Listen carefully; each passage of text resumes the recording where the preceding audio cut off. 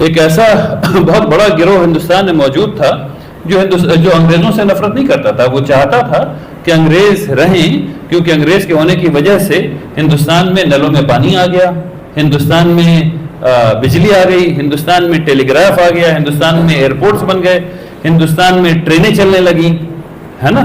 تو انگریزوں کے مداح بھی بڑے تھے. ایسا نہیں تھا کہ پورا ملک جو ہے وہ یعنی آزادی چاہ رہا تھا، لیکن اس واقعے نے انگریزوں کی مورل اتھارٹی کو ختم کر دیا. اور اس کے بعد کے واقعات جو ہیں وہ صرف یہ ہیں کہ بھائی یہ بیٹری جا رہی آ رہی ہے، اس میں چل رہی ٹھیک. اس کے بعد کے واقعات جو ہیں وہ صرف یہ ہیں کہ وقت کی بات ہے، ہندوستان کو آزاد ہو جانا ہے. تو ایسے وقت میں قانون بن رہا ہے. اب اس کی تھوڑی سی لیگل ریزننگ کو دیکھیے. فرینچ ریولوشن جو دنیا کا سب سے خونی ریولوشن تھا، اس سے پہلے تک اکثر جگہ الہامی قانون تھا، یعنی بائبل کا قانون تھا. جہاں بھی انگریز تھے وہاں بائبل کا قانون تھا، یعنی الہامی قانون تھا. سب لوگ یہ سمجھتے تھے کہ اللہ کا قانون ہے، اس کی اتباع کرنی ہے. پہلی دفعہ ایسا ہوا ہے کہ جان ژاک روسو نے ایک کتاب لکھی ہے سوشل کانٹریکٹ، اور سوشل کانٹریکٹ میں انہوں نے یہ بتایا ہے کہ لوگوں کا کلیکٹیو ول مصدر ہے مورل اتھارٹی کا، سورس ہے مورل اتھارٹی کا. سورس قرآن نہیں ہے، سورس بائبل نہیں ہے، سورس تورا نہیں ہے، سورس اللہ نہیں ہے، نعوذ باللہ. تو کیا چیز ہے؟ لوگوں کا کلیکٹیو ول. ٹھیک ہے نا. اور یہ بات لوگوں کو پسند آ گئی ہے، کیونکہ حاکمیت اتنی بری تھی فرانس میں اور اتنے ظلم ہو رہے تھے کہ لوگوں کو یہ بہت اچھی بات لگی، اور لوگوں نے اس کی تنفیذ شروع کر دی. اور اس نے یہاں سے لے کر کے امریکہ تک ہڑکمپ مچا دیا اس فکر نے، اور ہر جگہ کے امپائرز گرنے لگے، ہر جگہ کے امپائرز گرنے لگے.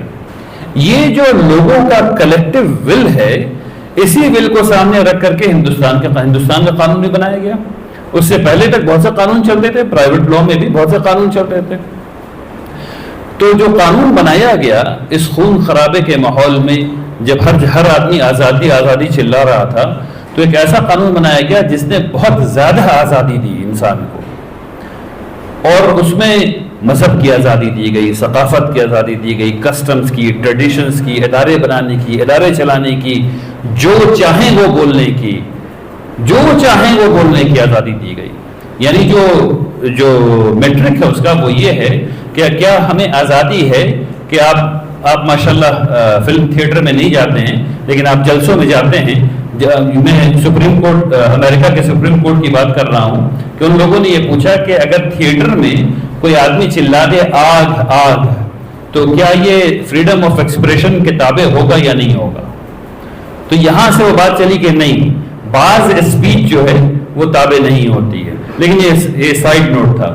یہاں جو ایسا قانون بنایا گیا جو سب کو پسند آ رہا ہے، کیونکہ اس میں آزادیاں بھری پڑی ہیں، ہر طرف آزادی. یعنی ایسا قانون بنایا گیا کہ آپ کو زمین کی آزادی ہے، خریدنے کی اور اس کو رکھنے کی. یعنی اگر آپ نے زمین خرید کے رکھ لیا اور حکومت اب چاہتی ہے کہ یہاں سے ریل کی پٹری گزر رہی ہے، تو آپ جانتے ہیں کہ ریل کی پٹری ایسے سے نہیں ہو سکتی بہت زیادہ، لیکن اس کو سیدھے جانا ہے، اور آپ کی زمین بیچ میں آ گئی. اب حکومت کچھ نہیں کر سکتی. یہ قانون تھا، جس دم قانون بنا اس دم یہ قانون تھا. کس پر آپ نے زمین خرید لی تو آپ نے خرید لی، فنڈامنٹل رائٹ ہے آپ کو. اب جب بن گیا قانون، اب یہاں سے کھیل شروع ہوتا ہے. یہاں سے کھیل ایسے شروع ہوتا ہے میرے بھائیوں کہ قانون بنا، ہم لوگوں نے سمجھا آزادی مل گئی، اور قانون، ہم لوگوں کا خیال یہ تھا کہ قانون الہامی ہوتا ہے، اس لیے وہ تبدیل نہیں ہو سکتا. ہم سب لوگ یہی سمجھتے ہیں نا، کرسچن بھی یہی سمجھ رہے ہیں، مسلمان بھی یہی سمجھ رہے ہیں کہ جو قرآن میں لکھا ہوا ہے وہ الہامی ہے، بدل نہیں سکتا. لیکن یہ تو انسانوں کا لکھا ہوا قانون تھا. ہم نے سمجھا کہ یہ بدلے گا نہیں.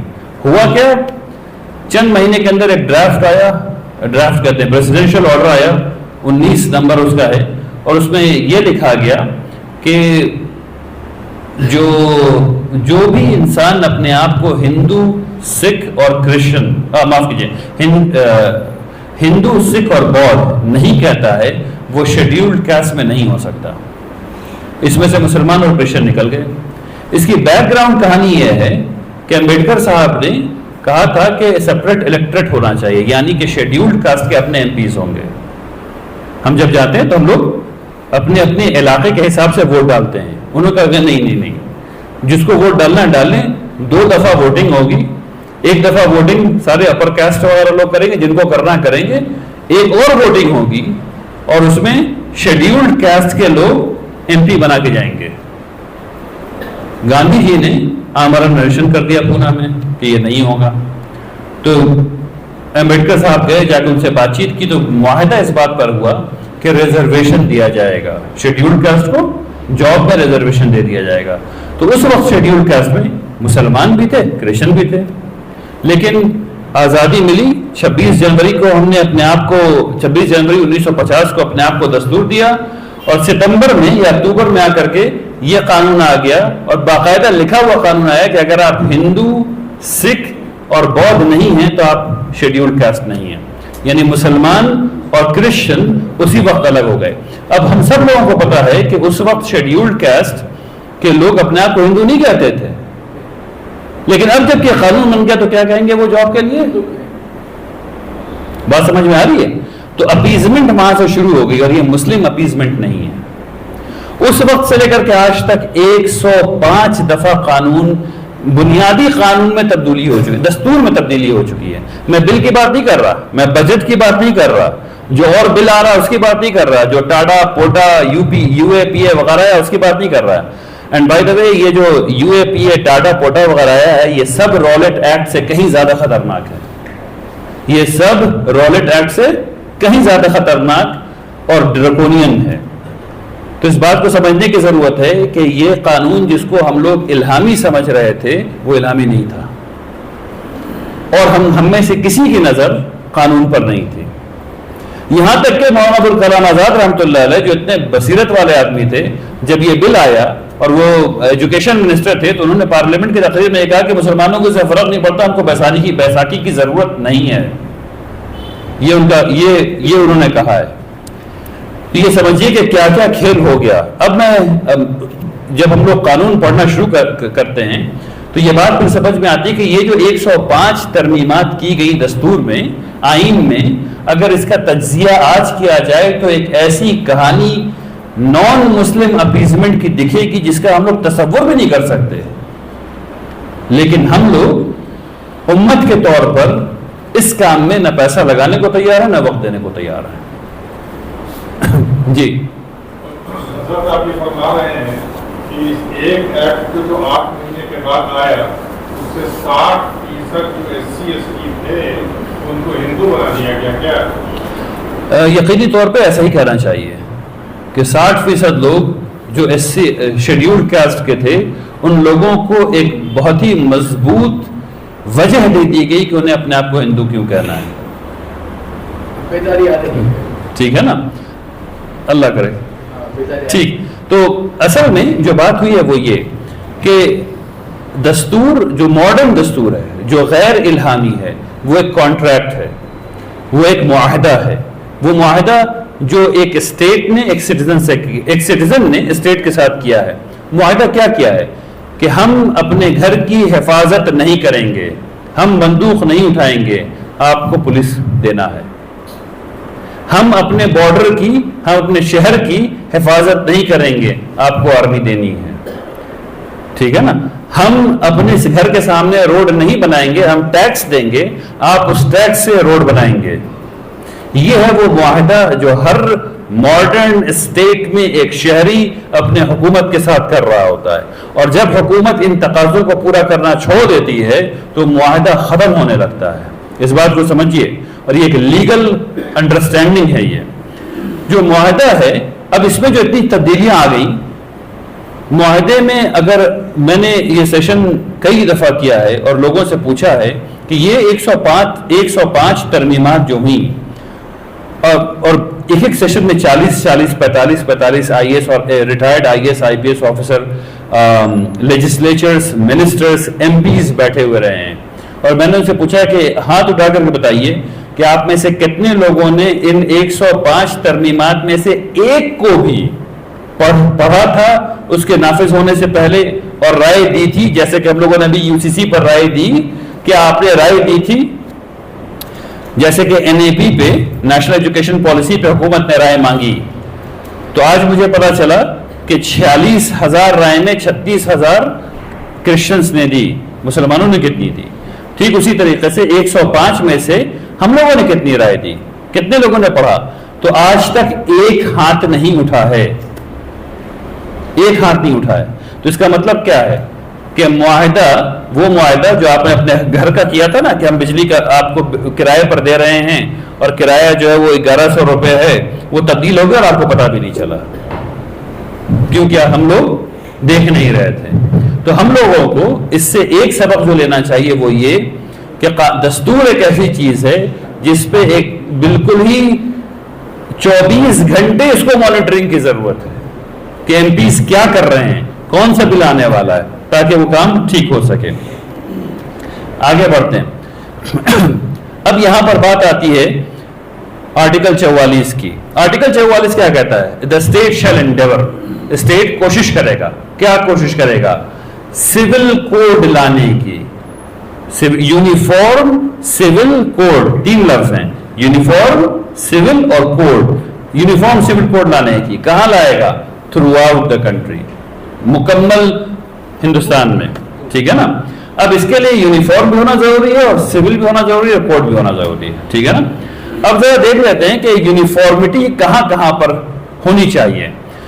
ہم سب لوگ یہ جانتے ہیں کہ IPC Indian penal code uniform ہے، CRPC یونیفارم ہے، یعنی اگر آپ نے خدا نخواستہ میں نے جیب مار لی کسی کی، اور شیام نے جیب مار لی کسی کی، اور جان نے جیب مار لی کسی کی، تو ہم تینوں کو گرفتار کرنے کا ایک ہی طریقہ ہوگا، ہم تینوں کو جیل بھیجنے کا ایک ہی طریقہ ہوگا، ہم تینوں کو کورٹ کے سامنے لانے کا ایک ہی طریقہ ہوگا، اور جو سزائیں ملیں گی وہ ایک ہی سزا ہوگی۔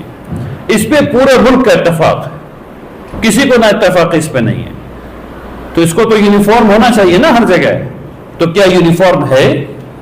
میں آپ سے کہنا چاہتا ہوں کہ یونیفارم نہیں ہے۔ میں مثال دے رہا ہوں صرف ایک، بلاسفیمی لا پنجاب میں کہیں زیادہ سخت ہے، بلاسفیمی لا پنجاب میں کہیں زیادہ سخت ہے۔ آپ سب لوگ جانتے ہیں کہ جو FIR لکھی جاتی ہے CRPC میں،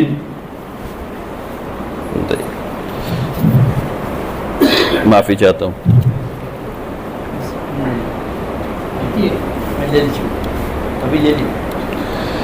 CRPC میں تمام پروسیجرز ہیں، کرمنل پروسیجر کوڈ، یہ تو برابر ہونا ہی چاہیے، یعنی جس طرح سے ہمیں پکڑا جائے گا، جس طرح سے گرفتار کیا جائے گا، جس طرح سے کورٹ کے سامنے پیش کیا جائے گا، وہ تو برابر ہونا چاہیے۔ کیا یہ برابر ہے؟ یقیناً نہیں ہے۔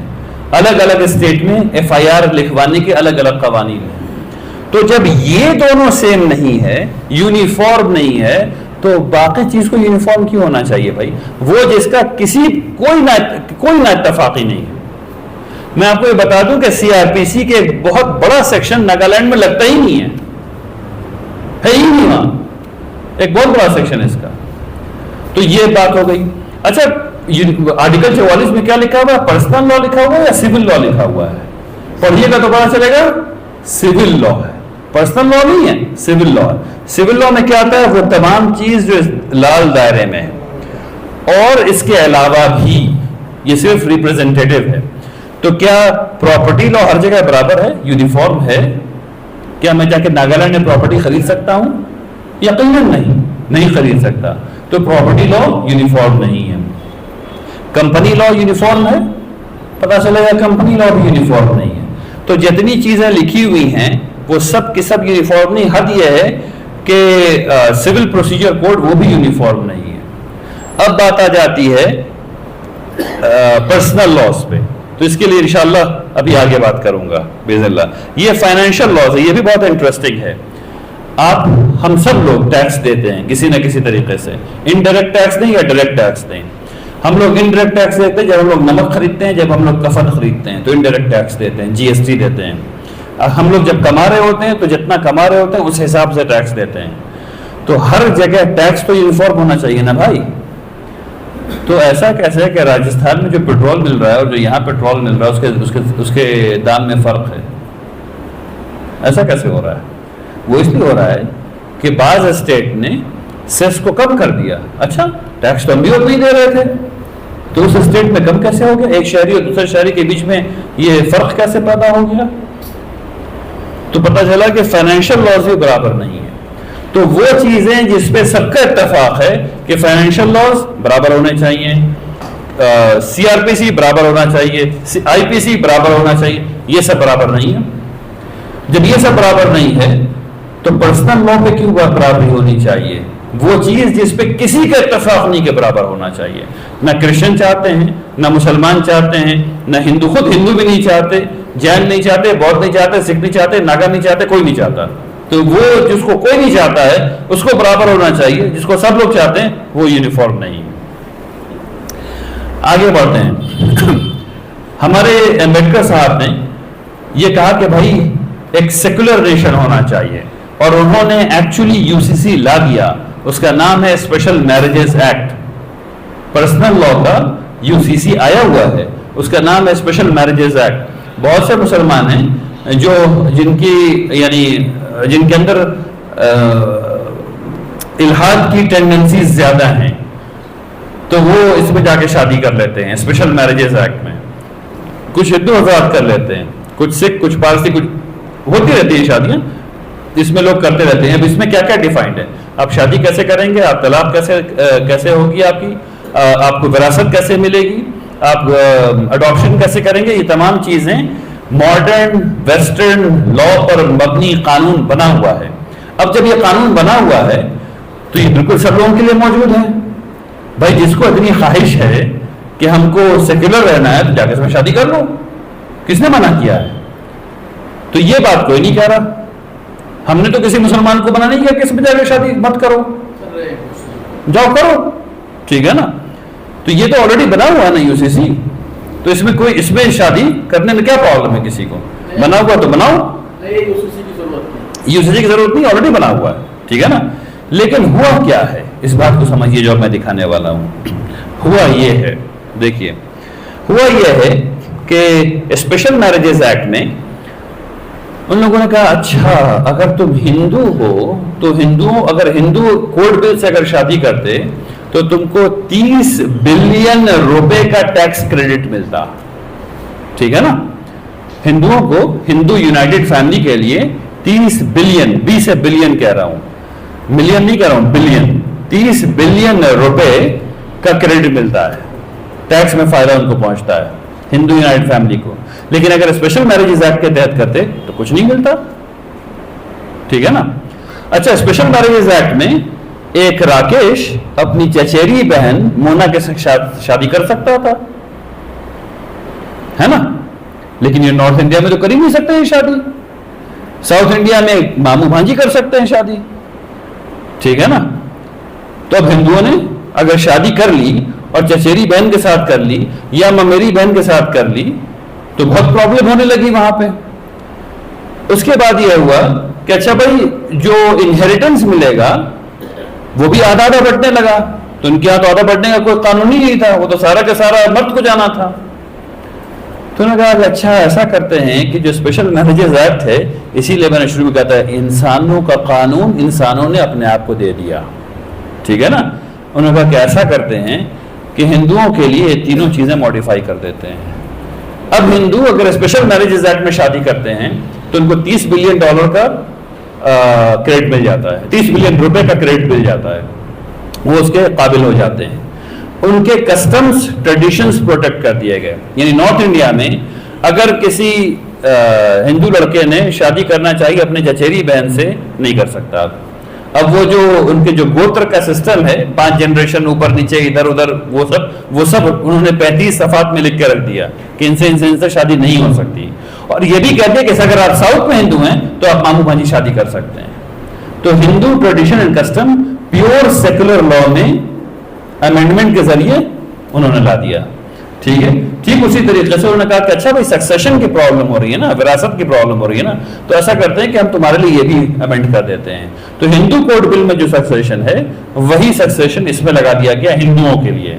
تو کیا مسلمانوں کے لیے لگایا گیا کچھ ایسا؟ نہیں. کیا اگر مسلمان شادی کر لیں اس کے تحت تو ان پہ ڈیورس لا مسلمانوں کا لگے گا؟ نہیں. کیا انہیریٹنس لا مسلمانوں کا لگے گا؟ نہیں.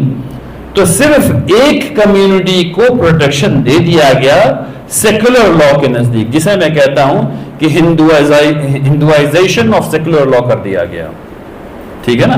یہ وہ خطرہ ہے جو ہم لوگوں کو اپنے پارلیمنٹیرینز کو، اپنے لیجسلیچرز کو، اپنے کارپوریٹرز کو، ہر وہ آدمی جو کچھ بھی ہے اس کو بتانے کی ضرورت ہے. میں آپ کو یقین دلاتا ہوں کہ میں نے ایسی میٹنگ کی ہے اور ان لوگوں سے کی ہے جو چیف منسٹر بنتے بنتے رہ گئے ہیں، یعنی پوری زندگی ان کے لیجسلیٹو لائف میں گزری ہے، اور جب ان لوگوں کو یہ دکھایا کہ یہ ہو گیا ہے تو خود ہندو حضرت کو پتا نہیں کہ اچھا واقعی ایسا ہے، تو خود وہ ان کے لیے سیٹ بیک تھا کہ اچھا واقعی ہم لوگوں نے یہ ظلم کر لیا ہے. بعض لوگوں کے لیے واقعی یہ شدید حیرت کی بات تھی. آپ کچھ پوچھ رہے تھے.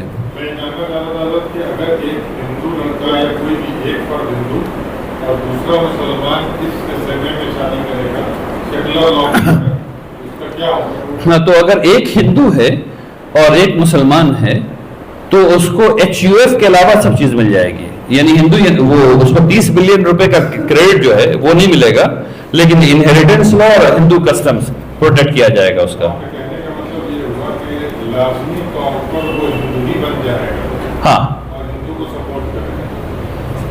الحمدللہ. 30 بلین پیکج کی وضاحت. تو جب آپ ٹیکس بھرتے ہیں نا تو ایک اسپیشل پروویژن ہے ہندو یونائٹڈ فیملی کا. جب آپ باکس کو ٹک کرتے ہیں تو آپ کو کچھ زیادہ پیسہ حکومت سے مل جاتا ہے. ٹھیک ہے نا. ٹھیک، بات سب کے سمجھ میں آ گئی؟ کوئی سوال ہے اس سلائیڈ پر؟ ٹھیک، آگے بڑھتے ہیں انشاءاللہ. ابھی بات کی آپ نے گوا کی کہ گوا کے بارے میں سپریم کورٹ کے ججز بھی آئے ٹی وی پر اور انہوں نے فرمایا کہ یہ سب سے شاندار یونیفارم سول کوڈ کا سیکولر لا ہے، سب سے شاندار مثال ہے. میں آپ کو بتانا چاہتا ہوں کہ گوا کا جو یونیفارم سول کوڈ ہے نہ ہی وہ سیکولر ہے اور نہ ہی وہ شاندار ہے اور نہ ہی وہ یونیفارم ہے. میں ابھی آپ کو جو سلائڈ میں صرف 4 پوائنٹ بتاؤں گا، پوائنٹ بہت ڈھیر سارے ہیں. اگر آپ ہندو ہیں تو آپ بائیگنی کر سکتے ہیں، آپ 2 شادی کر سکتے ہیں. اگر آپ مسلمان ہیں تو نہیں کر سکتے. اگر آپ کرسچن ہیں تو نہیں کر سکتے. اگر آپ کوئی اور مذہب کے تو نہیں کر سکتے. صرف اگر آپ ہندو ہیں تو آپ 2 شادی کر سکتے ہیں. اگر آپ ہندو ہیں تو آپ طلاق نہیں دے سکتے، باقی تمام لوگ طلاق دے سکتے ہیں. ہندو کو طلاق دینے کا صرف ایک طریقہ ہے، وہ یہ ہے کہ جب آپ گھر میں ہیں، آپ کی بیوی گھر میں ہے اور اس کے ہوتے ہوئے آپ اپنی جو آپ کی فیمیل دوست ہیں اگر آپ ان کو گھر میں لے آئیں تبھی صرف طلاق ہو سکتی ہے، اس کے علاوہ نہیں ہو سکتی. میں مہذب انداز میں کہہ رہا ہوں، کیا کروں. ٹھیک ہے نا. تبھی ہو سکتی ہے. تو یہ یونیفارم دکھ رہا ہے، کچھ بھی یونیفارم دکھ رہا ہے بھائیوں. نہ وہ یونیفارم ہے اور نہ ہی وہ سیکولر ہے. سیکولر اس لیے نہیں کہ شروع ہوتا ہے جیسے ہم کہتے ہیں بسم اللہ الرحمن الرحیم، کچھ بھی کرنے سے پہلے کہتے ہیں بسم اللہ الرحمن الرحیم. وہ لوگ کہتے ہیں کہ میں شروع کرتا ہوں اللہ کے نام پر، پرتگال کے بادشاہ کے نام پر اور الکارس کے نام پر. تو یہ سیکولر ہوا؟ نہ ہی وہ سیکولر ہے. اور مزیدار بات یہ ہے کہ سپریم کورٹ کے ججز نے آ کر کے ٹی وی پہ کہا ہے کہ سیکولر لا ہے اور بہترین یونیفارم سول کوڈ ہے. یعنی انہوں نے اس کو پڑھا ہی نہیں تھا، صرف کسی کے آفس سے خط آ گیا کہ آپ کو ٹی وی پہ جا کے یہ بولنا ہے. اب آپ کا جواب اسی میں دے دوں. اگر ٹی وی کے ڈیبیٹ میں آپ کو بھیج دیا جائے اور آپ کے سامنے چیف جسٹس ہوں، by the way supreme court کے تمام جج کو چیف جسٹس کہا جاتا ہے. ٹھیک ہے نا. جو ہوتے ہیں in chief justice of India CGI ان کو کہا جاتا ہے، لیکن باقی سب کو چیف جسٹس کہا جاتا ہے. تو ریٹائرڈ چیف جسٹس اگر آپ کے سامنے بیٹھے ہوں اور وہ کہہ رہے ہوں کہ یونیفارم سول کوڈ گوا کا سب سے اچھا ہے، تو اگر آپ کہیں گے نہیں ایسی بات نہیں ہے، تو سوائے اس کے کہ آپ کا مذاق اڑے گا کچھ اور ہوگا. ٹھیک ہے نا. تو انشاءاللہ آپ کا اور تفصیلی جواب دوں گا انشاءاللہ، لیکن آگے باذن اللہ. تو یہ بات سمجھ لیں. اور بہت ڈھیر سارے پوائنٹس ہیں، اس میں نہیں جا رہا ہوں. ایک صاحب نے اپنی تقریر میں کہا کہ ایک گھر میں 2 قانون کیسے ہو سکتا ہے. ایک صاحب نے کہا نا اپنی تقریر میں کہ ایک ملک میں 2 قانون کیسے ہو سکتا ہے. تو ایسے ہو سکتا ہے، دیکھ لیجیے. 1880 میں قاضی ایکٹ بن گیا. اچھا 1250 سے ایکٹس بن رہے ہیں. میں نے صرف اس وقت سے لیا جب انگریزوں نے ایکٹ کو انگریزی میں کوڈیفائی کر دیا، تاکہ صرف یہی بات سمجھ میں آ جائے کہ پچھلے 150-200 سال سے تو ایسا ہو ہی رہا ہے کہ ایک گھر میں کئی قانون ہیں اور سب لوگ خوش ہیں. تو آپ دیکھ لیں یہاں پہ کہ 1880 میں قاضی ایکٹ بن گیا، 1937 میں شریعت اپلیکیشن ایکٹ بن گیا، پھر اس کے بعد 1939 میں dissolution of Muslim marriages act بن گئے اور مختلف قانون بن گئے۔ کرسچن کا 1869 میں ڈیورس ایکٹ بن گیا، 1872 میں میرجز ایکٹ بن گیا، پارسیز کے لیے بھی 1936 میں ایکٹ بن گیا۔ جیوز کے لیے کوئی ایکٹ نہیں ہے، وہ اپنے ایکٹ پر زندہ ہیں، بغیر کوڈ کیے ہوئے وہ اپنے ایکٹ پر زندہ ہیں، ٹھیک ہے نا۔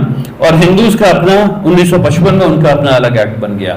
ایک سیکنڈ ذرا، تو ان تمام ایکٹس کے ہوتے ہوئے آج تک پورے ہندوستان میں کبھی بھی آپ نے سنا کہ رائٹ ہوا ہے پرسنل لا کو ابائڈ کرنے میں؟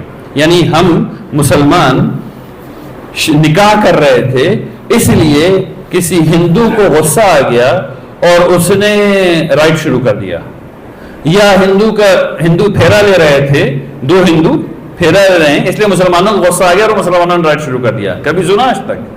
ہوتا ہی نہیں۔ تو ایک گھر میں دو قانون کیسے چلے گا؟ یہ ایک دم irrelevant بے وقوفانہ سوال تھا، ٹھیک ہے نا۔ وہ تو چلے گا ہی چلے گا۔ اس کو ایسے بھی سمجھنا چاہیے کہ اگر آپ کے 4 بچے ہیں، ایک کی عمر 24 سال بیٹی، دوسرے کی عمر 20 سال بیٹا، پھر 18 سال بیٹی، پھر 6 سال بیٹا، ٹھیک ہے نا۔ آپ یہ کہہ رہے ہیں کہ سب کو پینٹ پہننا ہوگا ایک ہی سائز کا اور سب کو فراک پہننا ہوگا اوپر، چاہے وہ مرد ہو چاہے وہ عورت ہو، اوپر سب فراک پہنیں گے، نیچے سب پینٹ پہنیں گے اور سب کی لمبائی ایک ہی ہوگی۔ یہ ہے وہ بے وقوفانہ بات جو UCC ہے۔ الحمدللہ۔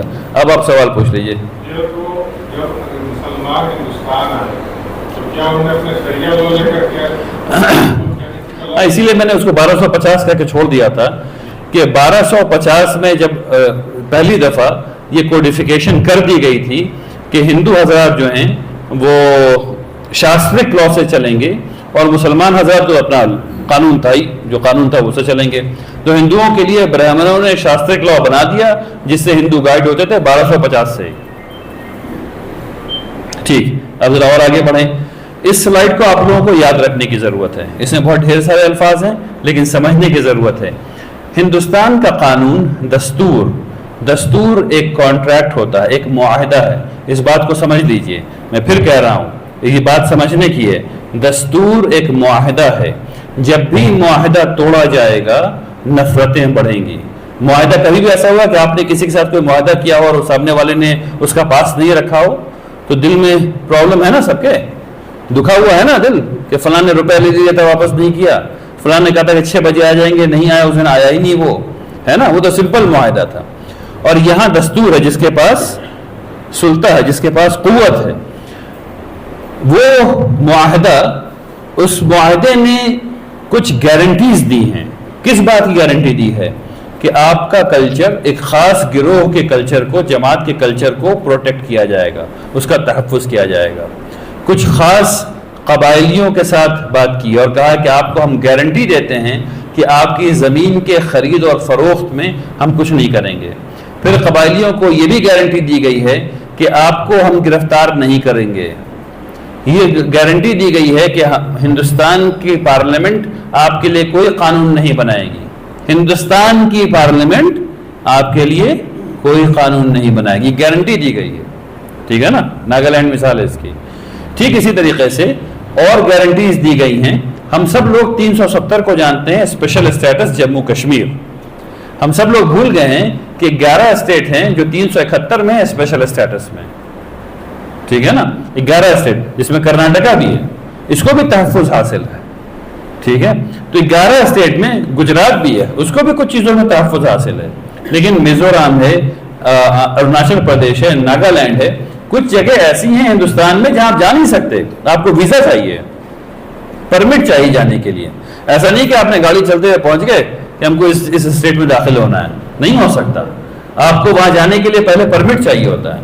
تو یہ سب نزاکتیں دستور نے دی ہیں مختلف وجوہات کی بنا پر۔ مثلا جو شکل ہندوستان کی آج آپ کے سامنے ہے، کیا 1980 سے پہلے ایسی شکل تھی؟ تمام اسٹیٹس ایسے ہی دکھتے تھے؟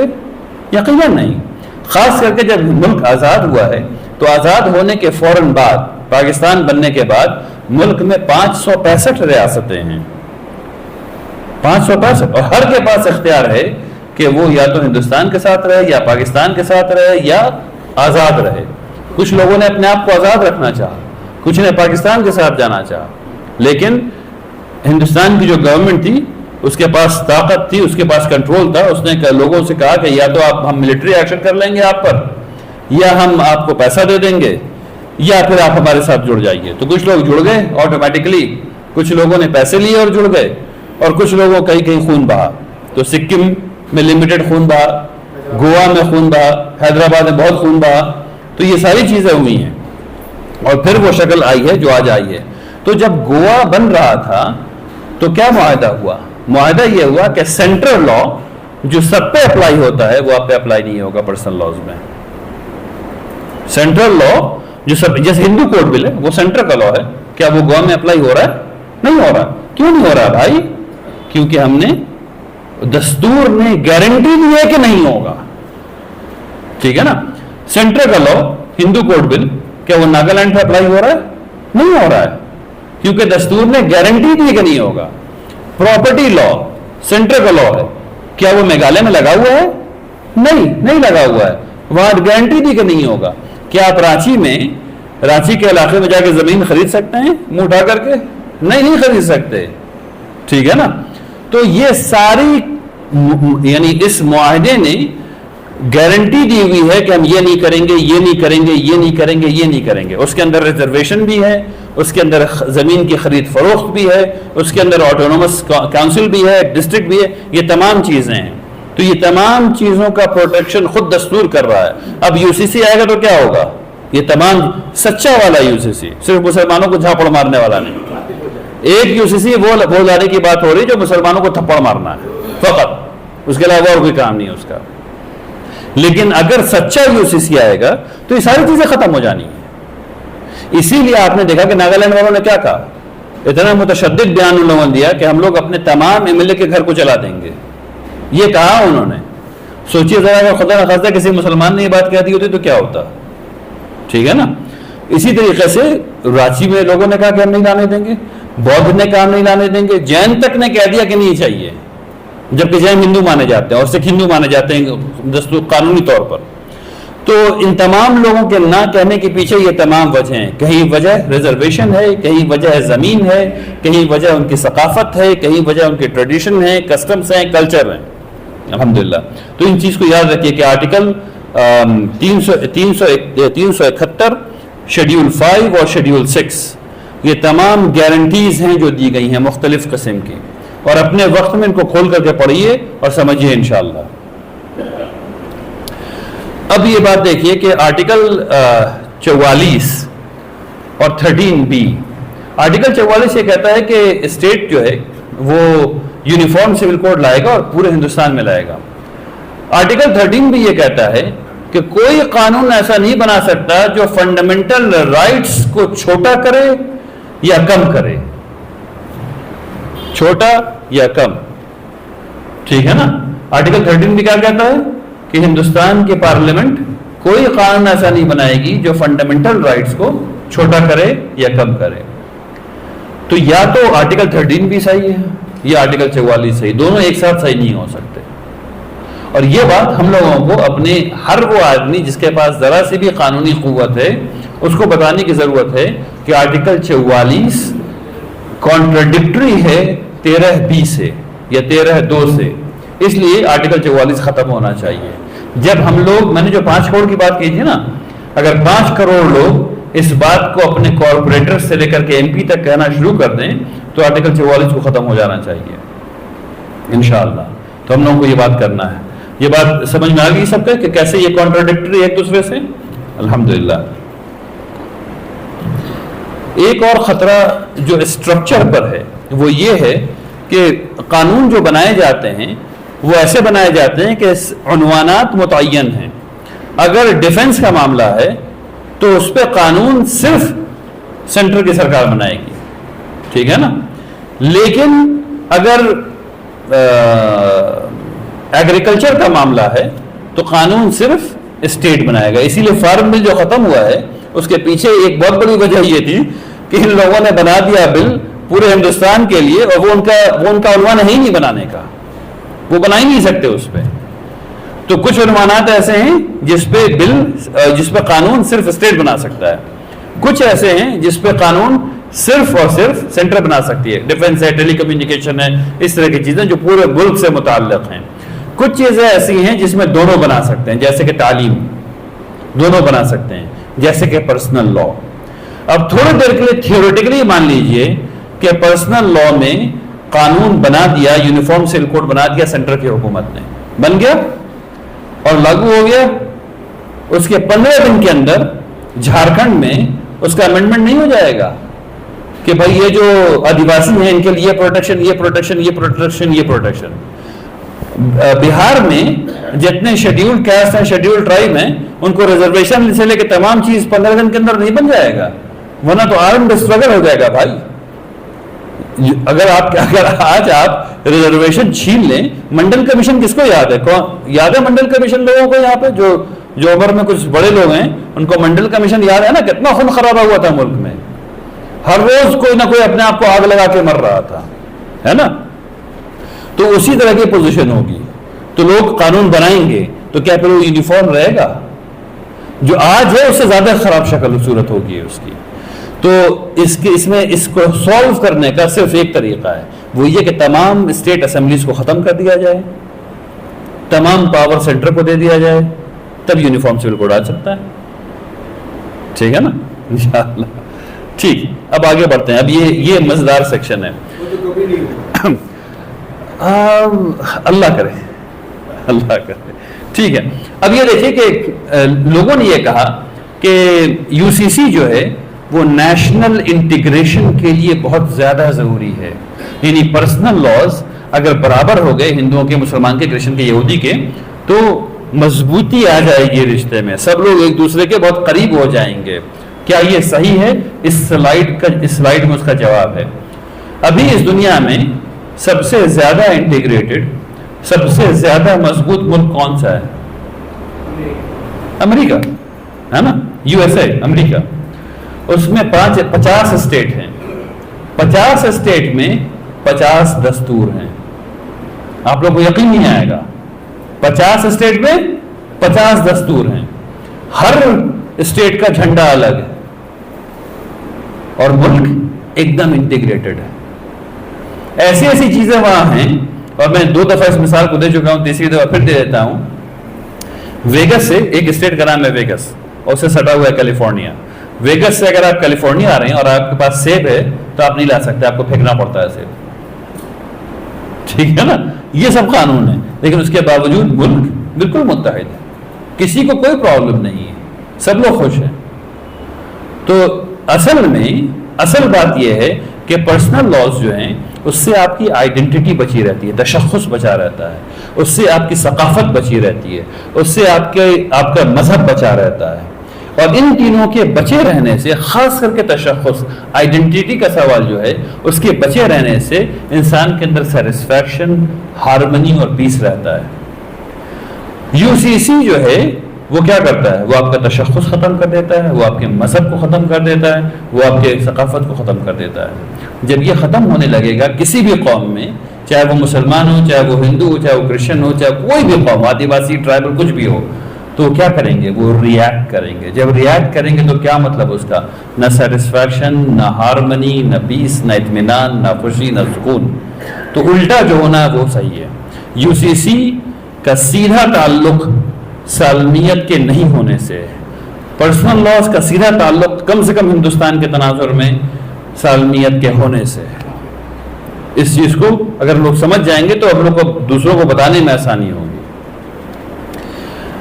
اب ایک چیز آتی ہے ایکوالٹی ڈیبیٹ. ایکوالٹی ڈیبیٹ میں ہمیشہ یہ ہوتا ہے کہ مرد اور عورت برابر ہیں، یقینی طور پہ برابر ہیں. اللہ تبارک تعالیٰ نے سب کو برابر پیدا کیا ہے، لیکن کمپوزیشن الگ بنایا ہے. مردوں کے پاس جتنا مسل ہے عورتوں کے پاس نہیں ہے. ٹھیک ہے نا؟ دونوں کا ذہن بھی تھوڑا سا مختلف کام کرتا ہے، لیفٹ برین، رائٹ برین. ٹھیک. مزیدار بات یہ ہے کہ ہم میں سے صرف ایک جنس ہے جس کے پاس ولادت پاسبل ہے، دوسرے کے پاس ولادت پاسبل ہی نہیں ہے. تو ان تمام چیزوں کے رہتے ہوئے لوگ یہ کہتے ہیں کہ ڈیبیٹ جو ہے وہ برابری کی ہونی چاہیے، ایکوالٹی والی ہونی چاہیے. دیکھیے اس چیز کو ہمیشہ الفاظ جو ہے نا وہ بہت ہی تگڑی کھیر ہیں آج کے زمانے میں. جہاں برابری اور ایکوالٹی کی بات آئے گی اور آپ اس کے خلاف بات کیجیے گا تو بات آپ صحیح بھی کہہ رہے ہوں گے تو غلط مانی جائے گی. ٹھیک ہے نا؟ تو اپنے الفاظ کو صحیح ڈھنگ سے چوز کر کے بولنے کی ضرورت ہے. اسلام جو ہے اس نے مساوات پیدا کیا ہے اور مساوات معنوی پیدا کیا ہے، خالی صرف دکھانے کو پیدا نہیں کیا ہے. اس کی مثال ایسے ہے، دو چھوٹی بچیاں لڑائی کر رہی ہیں، 12 سال کی عمر رہی ہوگی ان کی، لڑائی کر رہی ہیں. ایک سنترا ہے، دونوں سنترے پر لڑائی کر رہی ہیں. ٹھیک ہے نا؟ مزیدار مثالیں سنیے اس کو. لڑائی کر رہی ہیں اور لڑائی کرنے کے بعد آپ انصاف والے آدمی ہیں، آپ برابری والے آدمی ہیں، آپ ایکوالٹی والے آدمی ہیں. آپ آئے، آپ نے کہا بھائی ٹھیک ہے تم 2 لڑکیاں ہو، ایک نارنگی، آپ نے چھری لی، آدھی نارنگی کو کاٹ دیا، آدھا اس کا آدھا اس کا، انصاف ہو گیا. اب دونوں ناخوش ہیں، دونوں ابھی بھی ناخوش ہیں. آدھی آدھی نارنگی مل گئی، دونوں ناخوش ہیں. یا بھائی کیوں ناخوش ہو؟ ایک نے کہا مجھے تو پورا کا پورا گودا چاہیے تھا کھانے کے لیے، دوسرے نے کہا مجھے گودا کھانی نہیں، مجھے تو صرف اس کا چھلکا چاہیے تھا کہ اس کو پیس کر کے اپنے چہرے پر اس کا لیپ لگاتے. تو اگر آپ ایکوٹی والے آدمی ہوتے تو آپ چھلکا دے دیتے ایک کو اور ایک کو گودا دے دیتے، دونوں خوش ہو جاتے. تو اسلام کے اندر جو وراثت کا قانون ہے اس میں تو اللہ سبحانہ و تعالیٰ کا اتنا رحم ہے کہ اللہ تبارک تعالیٰ نے خود اس چیز کو اپنے ہاتھ میں لے لیا اور کہا کہ ہم بتائیں گے کہ کس کو کیا ملنا چاہیے. اچھا، اس کو بتانے سے پہلے میں ایک سوال آپ سے پوچھنا چاہتا ہوں. تمام یہ لوگ جو برابری اور جو ماڈرن ویسٹرن لا پہ یقین رکھنے والے لوگ ہیں، ان سے ذرا پوچھیے کہ اگر آج خدا نخواستہ ایسا ہو کہ گاڑی چلاتے ہوئے اگر میرا ایکسیڈنٹ ہو جائے اور میں چل بسوں اور ویسٹرن لا پر مبنی ہمارا قانون ہو تو ساری میری جائیداد کس کو جائے گی؟ پوری 100% میری بیوی کو، ہے نا؟ تو میری بوڑھی ماں، اس کا خیال کون رکھے گا؟ ماڈرن ویسٹرن لا کی بات کر رہے ہیں. میری بوڑھی ماں، اس کا خیال کون رکھے گا؟ یہ والا تو کسی نے سوچا ہی نہیں. اچھا، میرا بوڑھا باپ، اس کا خیال کون رکھے گا؟ یہ والا تو کسی نے سوچا ہی نہیں. ٹھیک ہے نا؟ اچھا، اب دوسرے طریقے سے اس کو دیکھ لیتے ہیں. آپ نے آدھا آدھا بانٹ دیا. کیا بیٹا خوش ہے آدھا لے کر کے؟ کیا بیٹی خوش ہے آدھا لے کر کے؟ بیٹی نے آپ کے لیے کھانا پکایا ہے، بیٹے نے تو آپ کے لیے کھانا نہیں پکایا. بیٹا تو باہر بالنگ بیٹنگ کر رہا تھا اور بیٹی آپ کے لیے کھانا پکا رہی تھی. تو بیٹی کو تو زیادہ ملنا چاہیے نا بھائی. تو برابر آدھا آدھا کیوں ملنا ہے؟ میں تو ماڈرن لوگوں سے یہ پوچھتا ہوں جو ویسٹرن لا کی تائید کرتے ہیں. میں یہ کہہ رہا ہوں کہ اس بات کو سمجھ لیجئے کہ سائنٹیفکلی عورتوں کے پاس مردوں سے مسل کم ہے. صحیح بات ہے. ان کے مواقع دنیا میں کم ہیں، ہندوستان میں کم ہیں. بالکل صحیح بات ہے. تو ان کو دنیا میں آگے نکلنے کے لیے مدد چاہیے. یہ بات بھی بالکل صحیح ہے. تو جائیداد میں آدھا ان کو کیوں ملنا چاہیے؟ جب وہ اتنا پیچھے ہیں تو آدھا کیوں ملنا چاہیے؟ ان کو تو 75%، 85%، 90% دو. یہ والا کوئی نہیں کرے گا، یہ والا کوئی نہیں کرے گا. تو یہ 2-3 سوال اگر ہم لوگ برابری والوں سے پوچھ لیں تو بات صاف ہونے لگتی ہے. اب اسلام کی حکمت کیا ہے؟ ہم لوگ بھی اسلام پڑھ کر کے بھی اس بات کو آرٹیکولیٹ نہیں کر پا رہے، بتا نہیں پا رہے کہ اسلام نے اس چیز کو ایسے دیکھا ہی نہیں کہ مرد اور عورت کی ڈیبیٹ ہے. اسلام نے دیکھا کہ مرنے والا یا مرنے والی کا رشتہ، قرابت داری کتنی تھی جس کو وراثت ملنی ہے، اور اس کی مالی ذمہ داریاں کتنی ہیں، اور اسلامی فائنانس کیا کہتا ہے. یہ 3 چیز لگے گی تب سمجھ میں آئے گا کہ اسلامی قانون کیسے کام کرتا ہے. جب ان تینوں چیز کو ملا کر کے دیکھتے ہیں تو 16 مواقع ایسے ہیں جب عورت کو اسلامی قانون کے تحت مردوں سے زیادہ وراثت ملتی ہے. 10 مواقع ایسے پائے جاتے ہیں جہاں مردوں کو عورتوں کے برابر ملتی ہے، اور 4 مواقع ایسے پائے جاتے ہیں جہاں مردوں کو عورتوں سے زیادہ ملتی ہے. اس چیز کو اگر انفو گرافکس بنا کر کے ہم لوگ دکھا سکیں تو بات سمجھ میں آ جائے گی فوراً. دوسری بات یہ کہ لوگ کہتے ہیں کہ نفقہ عورتوں کا اگر وہ ڈیورس ہو گیا تو پھر نفقہ کیسے ملے گا. ہم سب لوگ مسلمان لوگ ہیں، ہم سب لوگوں کو پتا ہے کہ اس عورت کے پاس اگر مال ہوتا جس کو طلاق ہو گئی، اگر اس کے پاس زمین جائیداد ہوتی اور اس کی وراثت میں جو لوگ شرکت کر رہے ہوتے جن کو وہ وراثت ملنے والی تھی، یہ ان کی ذمہ داری ہے کہ وہ اس کو پالیں، اس کا نام نفقہ دیں. لیکن نہ ہم لوگ اس بات کو کہہ رہے ہیں، نہ ہم لوگ اس بات کو کر رہے ہیں. یہ ہماری غلطی ہے. اگر ہم اپنی سوسائٹی میں اس بات کو کہنا شروع کر دیں اور لوگوں کو بتانا شروع کر دیں تو یہ نفقے کا پرابلم جو ہمارے سر پر آ گیا شعبانوں کیس سے لے کر کے ابھی تک، وہ نہیں آتا. چونکہ ہم لوگوں نے نہیں کیا، اپنی ذمہ داری نہیں اٹھائی، تو ایسا ہوا ہے. لیکن اس کو کہنے کے ساتھ میں یہ بھی کہنا چاہتا ہوں الحمدللہ رب العالمین کہ مسلمانوں میں سب سے کم پالیگیمی ریٹ ہے. یعنی ایک سے زیادہ شادی مسلمانوں میں سب سے کم تو نہیں کہنا چاہیے، لیکن اوپر سے نہیں ہے، ٹاپ میں ہم نہیں ہیں، نیچے سے ایک دو پائیدان اوپر ہوں گے. ٹھیک اسی طریقے سے ڈیورس ریٹ میں سب سے کم مسلمان ہیں الحمدللہ.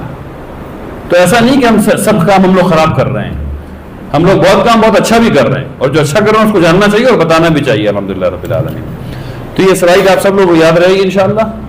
ٹھیک، اسلام میں عورت کو جو ہے آٹھ طرح سے حصہ ملتا ہے. بالکل صحیح، یہ بات ہی بتانے کی ضرورت ہے. اور مرد کو 4 طرف سے ملتا ہے. وہاں آتا ہے تو یہاں پورا بالکل صحیح بات. دگنا ملتا ہے حصہ. 4 جہاد سے مرد کو ملتا ہے تو 8 جہاد سے عورت کو ملتا ہے. بالکل صحیح بات ہے. اب ہم لوگوں کو یہ سب باتیں پتہ چل گئی ہیں تو ہم لوگوں کو اس سے باتیں اپنی زندگی میں اتار بھی لینی ہے. جب ہم لوگ اتارنا شروع کریں گے تب یہ بات کام آئے گی انشاءاللہ. پرسنل لاء بورڈ سے گزارش ہے کہ جی. اس پہ ایک انفوگرافکس بنا کر ویکیپیڈیا میں بنا انشاءاللہ تمام سوشل میڈیا میں اس کی نشر و اشاعت کی. انشاءاللہ ضرور ہوگا میرے بھائی انشاءاللہ. ٹھیک ہے، دیکھیے اب وقت ختم ہو رہا ہے اس لیے اس سلائڈ کو میں چھوڑ دوں گا. اس سلائڈ سے ایک بات جو آپ لوگ کو لے کر کے جانا اگر وہ یہ ہے کہ اگر سچا والا UCC آ گیا تو تمام ریزرویشن ختم ہو جانے ہیں، اور سچا والا UCC آ گیا تو تمام زمین اور پراپرٹی میں جو اسپیشل حقوق ملے ہوئے لوگوں کو وہ ختم ہو جانے ہیں. ایک اور بات کہی گئی ہمارے ہی کچھ مسلمان حضرات سے جو ٹی وی پر آئے اور انہوں نے کہا کہ پوری دنیا میں UCC ہے، ہر ملک میں، تو یہاں مسلمان اگر UCC لائیں تو کیا بات ہے؟ پاکستان میں UCC ہے، ایران میں UCC ہے، سب لوگوں کو پتا کہ پاکستان میں UCC ہے، سب لوگوں کو پتا ایران میں UCC ہے. صرف پرابلم یہ ہے کہ دونوں بات چھوٹ ہے، دونوں بات چھوٹ ہے. پاکستان میں 3 پرسنل لاز ہیں، 2 ہندوؤں کے لیے ہیں. جو اوپر ہندو رہتے ہیں ان کے لیے الگ پرسنل لا ہے، جو نیچے ہندو رہتے ہیں ان کے لیے الگ پرسنل لا ہے. تو 2 پرسنل لا تو ہندوؤں کے لیے ہے وہاں پہ، اور ایک جو ہے مسلمانوں کے لیے. ایران میں 11 پرسنل لا ہے، پارسیوں کے لیے الگ، یہودیوں کے لیے الگ، کرسچن کے لیے الگ، حنفی کے لیے الگ، مالکی کے لیے الگ، سب کے لیے الگ. 11 پرسنل لا ہیں ایران میں. ٹھیک اسی طریقے سے جب ہم ویسٹرن ڈیموکریسیز کی بات کرتے ہیں تو ویسٹرن ڈیموکریسی میں وہاں کی کورٹس ابھی بھی اتنی عادلانہ ہیں، اور وہاں کے کورٹ کا فارمیشن ایسا ہے کہ جب آپ وہاں کے کورٹ میں جا کے کہتے ہیں کہ بھائی ہم مسلمان ہیں، ہماری جو وراثت بٹے گی وہ اسلامی قانون کے ذریعے بٹے گی، تو جج یہ کہتے ہیں اچھا آپ وہ والے ہیں، ٹھیک ہے جائیے میڈیشن کورٹ میں جائیے. وہ میڈیشن کورٹ میں چلے جاتے ہیں، سارا کام وراثت کا ویسے ہو جاتا ہے. اچھا طلاق مجھے چاہیے لیکن اسلامی قانون صحیح ہے، اچھا آپ وہ والے ہیں، آربیٹریشن کورٹ میں جائیے. وہ آربیٹریشن کورٹ میں چلے گا، ان کا اسلامی طور سے بات ہو گئی. تو اس طرح سے وہاں کے لوگ آسانی کے ساتھ زندہ ہیں. اگر وہ یہاں بھی ہو جائے تو ہم لوگوں کے پاس ایک طریقہ ہو جائے گا، لیکن وہ یہاں ہے نہیں. تو یہ بات سمجھ میں آ گئی کہ جو بات خود مسلمان بڑے بڑے پروفیسرز نے یہ بات آ کے ٹی وی پہ کہی، ان کو یہ بات معلوم نہیں تھی، انہوں نے ریسرچ نہیں کیا تھا. اس بات کو جان لیجیے. ایک اور یہ آؤٹ کمس ہے، آپ سب لوگ جانتے ہیں کہ اسی میں کسی لوگوں نے کیا کہا، اس کو ریجیکٹ کیا. لیکن اب آخری سلائڈ یہ انشاءاللہ اس کے بعد اپنی بات ختم کر دوں گا. کچھ اور لوگ ہیں جو ٹی وی پہ گئے اور انہوں نے 2 باتیں کہی جو ڈینجرس تھیں. ایک بات جو فیکچولی سارے آپ سب لوگوں کو پتا ہے کہ وہ غلط بات ہے. انہوں نے یہ کہا کہ قرآن شریف میں جو احکام ہیں زندگی گزارنے کے وہ بہت تھوڑے ہیں، جو حکومت کرنے کے ہیں وہ بہت تھوڑے ہیں، اس لیے یعنی اس کی ضرورت نہیں ہے. اور فقہا نے اپنے دل سے ساری باتیں کر دی ہیں، یعنی فقہا نے ساری باتیں لکھ دی. تو یہ ہم لوگوں کو پتا ہے کہ قرآن میں بالکل انتہائی ڈیٹیل میں وراثت کے قانون موجود ہیں. تو یہ بات تو فیکچولی انکریکٹ ہے، اس میں مجھے وقت لگانے کی ضرورت نہیں ہے، آپ سب لوگوں کو پتا ہے. جو دوسری بات انہوں نے کہی جو سمجھنے والی بات ہے وہ یہ کہ انہوں نے یہ کہا کہ فقہا نے قیاس کیا ہے اور انہوں نے اس قیاس کو اردو والا قیاس بنا دیا. اردو میں جب ہم کہتے ہیں قیاس کیا ہے تو یہ وہ چیز جو آپ کے سر میں ایک بات آ گئی ہے جس کا کوئی دلیل سے کوئی تعلق نہیں ہے. میں قیاس کر رہا ہوں کہ ابھی بارش ہو رہی ہے, ہو بھی رہی نہیں بھی ہو رہی, اللہ عالم, ٹھیک ہے نا. لیکن جب آپ عربی میں کہتے ہیں اور جب خاص کر کے آپ فقہ کے نقطۂ نظر سے کہتے ہیں اس کے خاص مطلب ہے. وہ خاص مطلب کیا ہے؟ تو ایک ریزننگ ہوتی ہے انالیٹیکل ریزننگ, لیکن یہ انالیٹیکل ریزننگ بھی نہیں ہے, یہ اینالوجیکل ریزننگ. عربی میں جو فقہ کے نقطۂ نظر سے قیاس ہے وہ ہے اینالوجیکل ریزننگ. اس کا مطلب یہ ہے کہ اس کی انالوجی ہونی چاہیے. اس کا مطلب کیا ہے کہ اس کے سورس میں, اس کے جڑ میں, اس کی جڑ جو ہے اس میں قرآن اور سنت میں اس کا بیج ملنا چاہیے. اگر اس کا بیج نہیں ہوگا تو اس پہ قیاس نہیں کیا جا سکتا. ہاں کسی عالم نے ایک غلط اشتہاد کر دیا ہے, یہ بات ہو سکتا ہے, اس میں کوئی شبہ نہیں. ہم لوگ دیکھتے ہیں کہ سپریم کورٹ کی 11 بینچ بیٹھتی ہے اور ایک فیصلہ کرتی ہے اور 40 سال کے بعد وہ فیصلے کو تبدیل کر دیا جاتا ہے, ایک دم بالکل پلٹ دیا جاتا ہے. ہم لوگوں نے ابھی دیکھا کہ ایک فیصلہ جس نے امریکہ کی تصویر بدل دی, جس کو رو ورسز ویڈ کہتے ہیں, اس نے امریکہ کی تصویر بدل دی اور 70 سال یا 90 سال کے بعد ابھی وہ فیصلہ پھر بدل دیا گیا, ایک دم ایسے الٹ دیا گیا. اتنے قابل لوگ کا فیصلہ ایسے الٹ دیا جاتا ہے. تو یہ ایک الگ مسئلہ ہے, الٹنے والا ایک الگ مسئلہ ہے. لیکن یہ کہہ دینا کہ ہمارے علماء نے اپنے ذہن سے اسلامی قانون وضع کر دیا ہے, یہ بالکل غلط بات ہے. اور یہ غلطی ٹی وی پر ہوئی ہے, ہمارے ہی کچھ لوگوں نے کی ہے, جنہوں نے آ کے سمجھایا کہ بھائی UCC لے آؤ آہستہ آہستہ, یہ ساری چیزیں جو ہیں وہ مسلمانوں نے غلط لکھ دی ہیں. ایسی کوئی بات نہیں ہے. قیاس جو ہے اس کا مطلب یہ کہ اس کی بیچ قرآن اور سنت میں ہونی چاہیے, تبھی قیاس ہوگا انشاءاللہ. میں اپنی بات یہاں پہ روکتا ہوں اور آپ لوگوں کے جو سوال ہیں اس کو میں ایک نگاہ دیکھ لوں کہ کوئی سوال ایسا رہ تو نہیں گیا جس کا جواب نہیں آیا ہو. ٹھیک ہے, الحمدللہ رب العالمین. آپ نے ایک سوال پوچھا تھا کہ آرٹیکل 44 کی طرح کی کوئی ایسی چیز ہے جو UCC لانے پہ مجبور کر دے. نہیں, ایسی کوئی چیز نہیں, الحمدللہ. ایک چیز ہو سکتی ہے, وہ ہے آرٹیکل 14. آرٹیکل 14 یہ کہتا ہے کہ جب کورٹ کے سامنے 2 لوگ پیش ہوں گے تو انہیں وہ برابر ہیں قانون کی نگاہ میں. اس شق کو وہ لے کر کے یہ کہتے ہیں کہ یہ شق قانون کے سامنے پیش ہونے والی بات ہے یا ایڈمنسٹریشن کے سامنے پیش ہونے والی بات ہے. وہ یہ کہہ رہے ہیں کہ نہیں, اس کا یہ مطلب بھی ہے کہ عام زندگی کے تمام قوانین میں برابری ہو. تو برابری کا مفہوم وہ یہاں سے لے کر کے آ رہے ہیں. تو ایک چیز ہے, لیکن یہ بعد میں اہم ہو سکتی, ابھی اتنی اہم نہیں. اگر آرٹیکل 44 ختم ہو گیا تو پھر اس بیسس پہ یہ نہیں لا سکتے. اتراکھنڈ کے بارے میں نے بات کر لی. What is AIMPLB.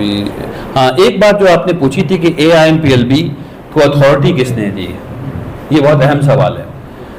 میں آپ سے یہ پوچھنا چاہتا ہوں کہ وہ لوگ جنہوں نے ہندوستان کے قانون کو بنایا ان کو کس نے اتھارٹی دی تھی قانون بنانے کی؟ جنہوں نے لوگوں کے زندگی اور موت کے فیصلے کر دیے کہ آپ گولی ماریں گے تو آپ گولی مار دیجیے. کیوں گولی ماری جائے گی بھائی؟ میرے پاس قوت ہے, ہم نے گولی مار دی, مجھے کیوں گولی ماری جائے گی؟ بات سمجھیے, میں نیگیٹو طریقے سے بول رہا ہوں صرف سمجھانے کے لیے. تو وہ لوگ ان کو کس نے قوت دے دی کہ وہ قانون بنا دیں؟ اس کا جواب میں نے اپنے پہلے جملے میں دیا تھا, collective will of the people, لوگوں کی رائے. تو آل انڈیا مسلم پرسنل لا بورڈ ایک ایسا ادارہ ہے جس کو اکثر جو بڑی مسلم تنظیمیں ہیں ان کے سربراہان نے مل کر کے متفقہ طور پر بنایا ہے. تو یہ مسلمانوں کا کلیکٹیو ول ہے. یہ اور بات ہے کہ ہم لوگ میں اس وقت پیدا نہیں ہوا تھا, لیکن ہم میں سے بہت سے لوگ اس وقت تھے یہاں پہ, اور تاریخ اس بات کی گواہ ہے کہ اس کو مسلمانوں کے کلیکٹیو ول نے 1972 میں بامبے میں مل کر کے بنایا فائنلی. ٹھیک ہے نا. تو یہ وہ طاقت ہے جو آل انڈیا مسلم پرسنل لا بورڈ کے پیچھے ہے, جو مسلم پرسنل لا بورڈ کو یہ مورل اتھارٹی دیتی ہے کہ وہ پرسنل لاز کے سلسلے میں مسلمانوں کو ریپرزینٹ کرے. بات صاف ہو گئی؟ الحمدللہ. وہ بات جو مفتی صاحب نے بتلائی کہ اگر یونیفارم سول کوڈ آ جائے الیاذ باللہ جی تو ہمارے دین پر کیا نقصان ہے اس کی بات. ٹھیک، جزاک اللہ خیر. تو اگر یونیفارم سول کوڈ آ جائے گا تو کیا کیا چیز ہوگی، کیا کیا ہو سکتی ہے. ایک چیز یہ ہو سکتی ہے کہ آپ کے نکاح کرنے کا طریقہ ختم ہو جائے. آپ لوگ جائیں گے جو ویسٹرن ممالک میں کیا ہو رہا ہے وہ دیکھ لیتے ہیں اور اسی پہ قیاس کر لیتے ہیں اردو والا. ویسٹرن ممالک میں کیا ہو رہا ہے، ویسٹرن ممالک میں دو لوگ جاتے ہیں، ہاتھ اٹھاتے ہیں اور کہتے ہیں آئی ڈو، شادی ہو گئی. ٹھیک ہے نا، شادی ہو گئی، دونوں نے سگنیچر کیے، اپنا آدھار کارڈ لگایا اس میں، بات ختم ہو گئی، شادی ہو گئی. اب ڈیورس ہونا ہے، خدا نخواستہ طلاق ہونا ہے، تو آپ دونوں کورٹ میں گئے اور کورٹ میں چکی پیس رہے ہیں. ہندوستان کی کورٹ میں 12 سال، گوا کی کورٹ میں ایک عورت کی ابھی طلاق ہوئی جس کا وہ اخبار میں خبر آئی 24 سال لگے. وہ کورٹ میں رونے لگی بیچاری کہ جب میری پوری جوانی گزر گئی تب آپ مجھے طلاق دے رہے ہیں، اب میں کچھ بھی نہیں کر سکتی. تو یہ ہونا ہے. ٹھیک اسی طریقے سے وراثت میں باپ ماں کسی سے آپ نے کچھ لیا دیا، آپ کے چچا نے آپ کو پالا، آپ کے ماموں نے اگر آپ کو پال لیا ہے، خالہ نے آپ کو کچھ مدد کر دی ہے، کسی کا کوئی تقاضا کوئی فکر نہیں. سارا مال یا تو بیوی کا، سارا مال یا تو شوہر کا. بیوی مر گئی تو شوہر، شوہر مر گئی تو بیوی. یہ عرض کرنا ہے، یہ تو خدا طلاق نکاح شبہ وصیت وقف اس پر تو اثر پڑے گا، لیکن یہ اس وقت جا کر ہم جو حکومت کے پاس گئے تو نہ اثر پڑتا ہے. ہم اپنے کام اپنے نجی مسائل یہ اصل میں ہاں بالکل صحیح، بالکل صحیح. ہاں تو ان سب چیزوں کا اگر ہم لوگ، اگر مسلمان اتنے تعلیم یافتہ ہو جائیں کہ وہ ان تمام مسئلوں کو آپس میں بیٹھ کر کے کر لیں تو پھر فرق نہیں پڑتا اتنا زیادہ. نہیں ایک سیکنڈ، اتنا زیادہ فرق نہیں پڑتا. لیکن آپ لوگوں کو پتا ہے کہ مسلمانوں میں 47% یعنی ہر 100 میں 47 بچہ انگوٹھا چھاپ ہے. مسلمانوں میں 47 بچے نے، 26 بچے نے کبھی اسکول کی شکل نہیں دیکھی. 100 میں سے ہر 26 بچہ کبھی اسکول کی شکل نہیں دیکھتا، ایک دن بھی وہ اسکول نہیں کیا. 47 بچے ایسے ہیں جو انگوٹھا چھاپ ہے مطلق، اور 37 بچے ایسے ہیں جو 10ویں جماعت تک جاتے اسکول میں داخل ہوئے اور 10ویں جماعت جاتے جاتے ختم ہو گئے، پاس نہیں کیا. صرف 17 بچے 10ویں جماعت پاس کروا، مفتی صاحب صرف 17 بچے 10ویں جماعت پاس کروا پا رہے ہیں اور صرف 4 بچے گریجویٹ کروا پا رہے ہیں، انڈر گریڈ یعنی بیچلرز کروا پا رہے ہیں. ٹھیک، بڑھ رہی ہے، اللہ کرے، الحمدللہ بڑھ رہی ہے، اللہ کرے، بڑھ رہی ہے، اللہ کرے، اللہ کرے. آپ کچھ پوچھ رہے تھے. دو چیز کی حضرت، یہ سمجھنا کہ UCC آ گیا اور مسلمان متحرک رہا تو اپنے گھر میں فالو کر لے گا شریعہ کو، غلط ہے. کیونکہ ابھی 3 طلاق کو تو کرمنل آفنس بنا دیا، تو اگر گھر میں 3 طلاق دیا تو جیل جائیے. کل کو کوئی دوسری چیز کو بنا دیں گے نمبر 1، اور کل کو ایسا محسوس ہوا کہ جلانے سے زیادہ فائدہ ہے انوائرمنٹ میں تو جلا بھی دیں گے. ہاں یہ وہ ساری باتیں ہیں. میں نے تو صرف یہ قیاس کیا کہ اگر جو مغرب میں ہو رہا ہے اگر صرف اتنا کر دیا جائے تو کیا ہوگا. ٹھیک ہے نا، ہوگا کیا یہاں اللہ عالم. جیسے میں نے اپنے خط میں لکھا تھا کہ یہ پتہ نہیں ہے کہ وہ کہہ دیں کہ تمام لوگوں کو اب جلایا جائے گا، تب کیا کیجیے گا. وہ کہہ دیں کہ تمام شادی صرف منگل سوتر پہنا کر کے ہوگی، تب کیا کیجیے گا. یعنی وہ اگر ایسی باتیں کر دیں گے تو کیا کیجیے گا. یہ جو بات فرما رہے جی 3 طلاق والی بات، اگر دونوں طرف شریعت پر عامل ہے، شریعت پر عمل کرنے والے ہیں تو مسئلہ حل ہے. مسئلہ یہ یہاں پیدا ہوتا ہے کہ دونوں میں سے کوئی ایک شریعت پر عامل نہیں ہے تو جو حکومت کا ووٹ کا سہارا رہتا ہے تب وہ 3 طلاق والا پھر سے مسئلہ ہوتا ہے. بالکل صحیح. اگر بیداری امت میں ایسی پیدا ہو جائے کہ خود دین پر عمل کرنے والے بنے تو میں سمجھتا ہوں یہ چیز باہر نہیں جا سکتی. آپ ایک بات ذہن میں یہ آتی ہے کہ ہم لوگ غلط ہے. نہیں، کرمنل آفنس جب ہوتا ہے تو آپ رپورٹ کیجیے یا کیس فائل کیجیے یا نہیں، آنا سوموٹو آپ کو اٹھا کے لے کے جا سکتے. ہاں وہ سمجھنے کی ضرورت ہوتی ہے کہ جب بھی کرمنل آفنس ہوگا وہ اسٹیٹ کے خلاف ہوگا. آپ کو پھر وہ کرنا ہی پڑے گا. تو انہوں نے سول کو کرمنل بنا دیا نا, طلاق کو سول چیز تھی نا, اس کو کرمنل بنا دیا نا. لیکن ایک بات یہ سمجھنا ہے سر, یہ تجویز ہے, یہ UCC کے بارے میں صرف مسلمان ہے نا وہ روک لگانے پر کوشش کریں گے اس انداز سے کہ حکومت کی مخالفت ہو تو حکومت کی کوشش اور بڑھ جائے گی. تو ہم لوگوں نے اسی لیے تو اس دفعہ ابھی ہم لوگوں نے تمام, اور اس دفعہ نہیں سب سے کیا, یعنی یہود سے, نصارہ سے, سکھ سے, کیا کہتے ہیں بودھ سے, جین سے, آدیواسی سے, تمام لوگوں کو جمع کیا دلی میں. کئی اسٹیٹ لیول پہ بات ہوئی, نیشنل لیول پہ بات ہوئی, تمام لوگوں کو جمع کیا اور تمام لوگوں نے متفقہ طور پر یہ فیصلہ کیا کہ جب بھی UCC کی بات ہوگی تمام لوگ متحد ہو کر کے, ایک ہو کر کے اس کے خلاف بولیں گے. اور یہ بھی فیصلہ کیا گیا کہ تمام لوگ, کیا ہوا, اچھا ٹھیک, اور تمام لوگوں کو یہ فیصلہ کیا گیا کہ جتنے بھی ایسے مظاہر ہیں اپنا پرسنل لا کہ ہم لوگ تعلیم کے اس کا دفاع ہو, دھیان دیں. پہلی بات ہے یہ وقت بھی آ گیا ہے, جیسا کہ مولانا نے بھی کہا, اور وہ بہت اچھی تجویز بھی ہے کہ ہم لوگ اپنے معاملے کو خود ٹھیک کر لیں. ہم لوگ اپنے معاملے کو خود ٹھیک کر لیں اور جتنی چیزیں وہ سب آپس میں ٹھیک کریں, دارالقضا کا استعمال کریں, تو اس سے بہت فائدہ ہوگا. آپ نے ابھی دیکھا کہ جینڈر ڈیبیٹ جو ہو رہی ہے, اس جینڈر ڈیبیٹ میں اگر آپ اس طریقے سے جائیں گے جو ٹی وی پر ہو رہی ہے تو آپ فیل ہو جائیں گے. تو اس طریقے سے نارنگی والے ڈیبیٹ میں جانا ہے تاکہ آپ اپنی بات کو صحیح ڈھنگ سے سمجھا سکیں. آخر میں جب بھی UCC کی بات ہو تو مسلمان کی بات کیجیے ہی مت. جب بھی بات ہو مسلمان کی بات کیجیے ہی مت. یہ پوچھیے کہ معاہدہ کیا ہے آپ نے, کیا گوا میں یونیفارم سول کوڈ لائیں گے؟ کیا ناگالینڈ دوبارہ آزاد کر دیں گے, ہندوستان سے الگ کر دیں گے؟ کیا سکم دوبارہ الگ کر دیں گے؟ کیا کرناٹکا کو جو اسپیشل پروٹیکشنز ملے ہوئے ہیں وہ ختم کر دیے جائیں گے؟ یہ والی بات آپ ان سے کیجیے. تو اگر یہ تین چیز ہم لوگ کر سکے, پہلا تعلیم, دوسری بات اپنے معاملات کو ٹھیک کرنا, خاص کر کے جو عورتوں کے ساتھ جو معاملہ ہے, چاہے وہ طلاق کا ہو, چاہے وہ نفقے کا ہو, چاہے وہ شادی کا ہو, نکاح کا, میرا مطلب ان چیزوں کو اگر ہم لوگ ٹھیک کر لیں, وراثت, خاص کر کے وراثت, ان چیزوں کو اگر ہم لوگ ٹھیک کر لیں تو بہت اچھا رہے گا. اور تیسری بات, قانونی بحث میں مسلمانوں کے نقطہ نظر سے کہیں زیادہ فائدہ مند ہوگا اگر آپ دستوری نقطہ نظر سامنے رکھیں گے. اس میں آخری بات یہ بھی سمجھنے کی ہے کہ ہم لوگ ایسا بالکل بھی نہیں کہہ رہے کہ اگر انہوں نے مثلاً یہ کہ ہم لوگ یہود کے, نصارہ کے سب کے کندھے پر رکھ کر کے بندوق چلائیں, بالکل بھی نہیں. خدا نخواستہ ایک وقت ایسا آ سکتا ہے جب ہم لوگوں نے ابھی خاموش تحریک چلائی اور کامیاب ہو گئے, لیکن یہ ایسا آ سکتا ہے کہ جب وہ کہے کہ تمام مردوں کو جلانا پڑے گا تو ہم میں سے بہت سے لوگوں کو روڈ پہ نکلنا پڑے گا. یہ ضروری نہیں کہ ہر وقت خاموشی تحریک ہوگی, ٹھیک ہے نا.